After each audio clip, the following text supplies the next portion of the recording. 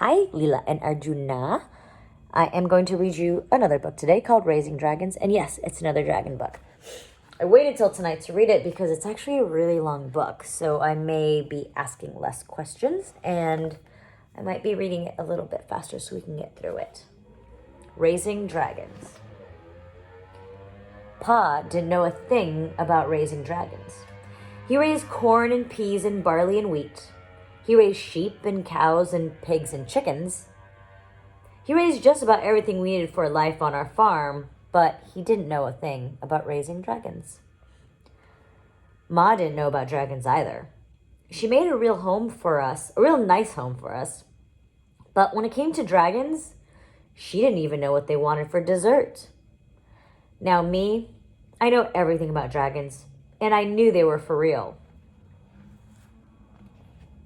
At first, Pa thought the notion of dragons on a farm was just plain foolishness.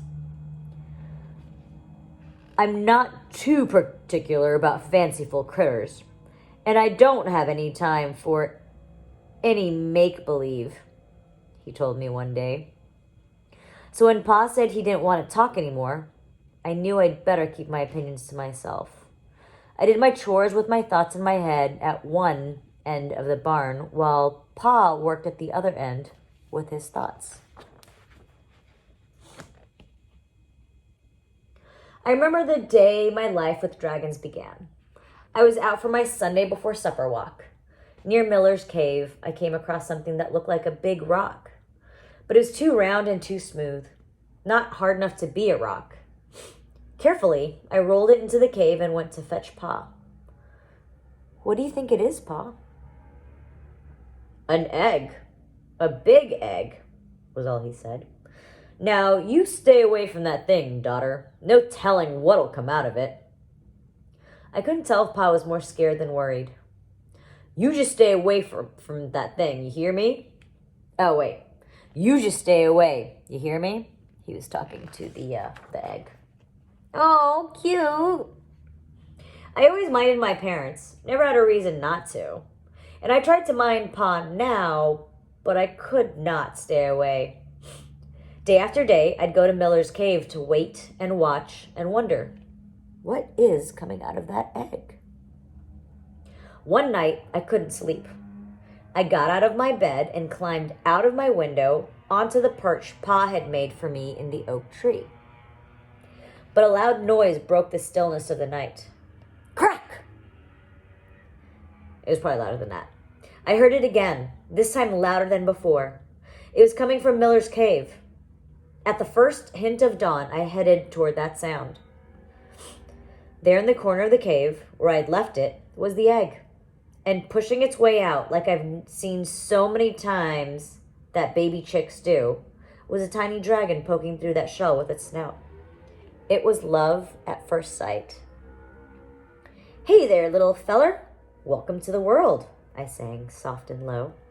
As I stroked his nose, a sweet little purring whimper came from him. As I touched his skin to scale, I knew I was his girl and he was my dragon. I named him Hank. Hank was a joy to have around. He was a fire-breathing dragon, and he made sure he kept his temper whenever I was near. Pa wouldn't have seen the sense or the use of having a dragon around who ate you out of house and home. Thankfully, Hank preferred fish, frogs, eels, and insects to beef, lamb, and chicken, and pork. And he did have a healthy appetite. Ma never wanted to know about Hank. Whenever I wanted to talk about him, she'd cover her ears and sing. She said that having a dragon around had to be the worst thing, and had to be worse than having a field full of critters. But it wasn't. Ma and Pa taught me about caring for living creatures from the day I was born. They taught me about raising lots of things, but they never imagined I would someday care for a critter most folks don't even believe existed. It did take a lot of time, or a little time, but whether they liked it or not, Hank was part of our lives. He lives in the stables. He was an awesome thing, growing to be as big as the barn from tail to snout. Hank was very clumsy when his wings came in, but once he learned how to use them, we'd go flying, mostly at night. Up until then, I had been afraid of the dark. The shadows and muffled noises and the complete quiet stillness always seemed to be waiting and watching me. I had seen our farm from up in my tree perch, but Hank showed me my world from on high, the way a cloud or a bird or a star just might be seeing me. Up there, I saw things for what they were, and it was just grand. Pa was the first one to notice what he called a strangeness happening around our farm. One morning, with Samson, our mule hitched for work, Pa set out to plow the fields. But all the work had been done. The ground was turned over and seeds had been sown. Pa was plumb flabbergasted. Well, that's kind of cool. How do you think that happened? I'm sleepy. Hank and I tended the crops too. We pulled weeds and kept varmints away, and Hank even got me to school before the first bell. Even after all the good he'd done, Ma still didn't want any part of Hank. But when a hot spell hit, her tomatoes began to dry out. Hank hovered above them, fanning away the heat. He saved just about every last one of them. Ma didn't admit it, but she felt beholden to Hank. She began fixing fancy gourmet meals just for him. Eel pot pies, frog leg pudding, and a fish and insect stew that Hank just loved. That sounds disgusting if you ask me. Day by day, Hank was getting bigger. Ma was uneasy about Hank's fire-breathing breath. Pa paced with worry about all the corn Hank and I planted. There's corn growing everywhere. Ma cooked as much of it as she could, but there was too much. Just when it seemed like the corn would swallow up our farm, Hank grabbed Pa's shovel and dug a wide trench around the cornfield. Then he blew on it with his hot breath. "What in tarnation?" Pa screamed. Ma ran out of the house carrying a bucket of water, but it's too late. The whole field was ablaze. We couldn't believe our ears. What do you think happened when Hank heated up the corn? Pop, pop, pop, pop, pop, pop, pop, pop, pop, pop, pop.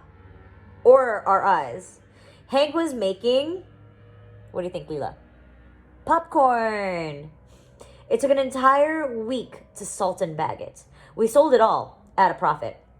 It was the first Dragon Pop popcorn anybody ever saw or tasted. Oh, it was real good too. When Ma harvested her tomatoes, Nancy Atkins bought some. She claimed they had medicinal value.